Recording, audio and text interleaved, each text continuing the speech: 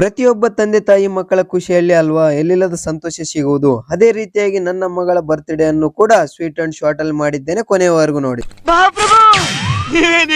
Hi friends, ನಮಸ್ತೆ. ನಾನು ನಿಮ್ಮ ಪ್ರೀತಿಯ ಹಿರಣಗೌಡ. ನಮ್ಮ ಮಸ್ಕಿಯ ಭಾಗದಲ್ಲಿ ಒಳ್ಳೆಯ ಕಿರುಚಿತ್ರ ಮಾಡುತ್ತಿದ್ದಾರೆ, ಅದರಲ್ಲಿ ನನಗೊಂದು ಅವಕಾಶ ಕೂಡ ಕೊಟ್ಟಿದ್ದಾರೆ. Congratulation brother.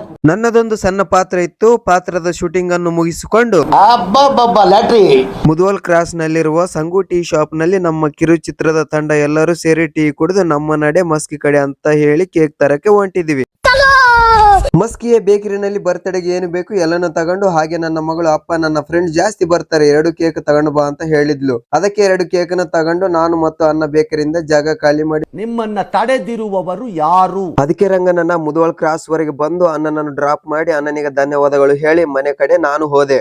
ಮನೆಯಲ್ಲಿ ಬರ್ತ್ಡೇ ಗರ್ಲ್ ಕೂಡ ಮಸ್ತ್ ರೆಡಿ ಆಗಿದ್ದಳು.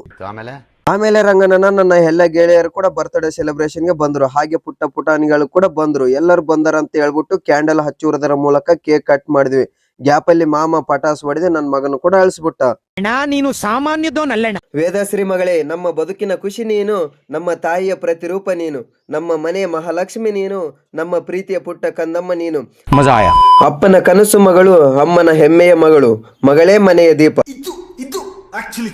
ನನ್ನ ಮಗಳ ಹುಟ್ಟುಹಬ್ಬಕ್ಕೆ ಶುಭಾಶಯಗಳು ಕೋರಿದ ಪ್ರತಿಯೊಬ್ಬರಿಗೂ ಧನ್ಯವಾದಗಳನ್ನು ಹೇಳುತ್ತಾ, ಹಾಗೂ ವೇದಶ್ರೀ ಓದುತ್ತಿರುವ ಶಾಲೆಯಲ್ಲಿ ಕೂಡ ವೇದಶ್ರೀಗೆ ಹುಟ್ಟುಹಬ್ಬ ಶುಭಾಶಯಗಳು ಕೋರಿದ್ದರು, ಅವರಿಗೂ ಕೂಡ ಧನ್ಯವಾದಗಳನ್ನು ಹೇಳುತ್ತಾ ನನ್ನ ಫ್ಯಾಮಿಲಿ ಫೋಟೋ ಒಂದೆರಡು ತಗೊಂಡು ನನ್ನ ಸ್ವೀಟ್ ಅಂಡ್ ಶಾರ್ಟ್ ಲಾಗ್ ಅನ್ನು ಮುಗಿಸುತ್ತೇನೆ. ಜೈ ಹಿಂದ್, ಜೈ ಕರ್ನಾಟಕ.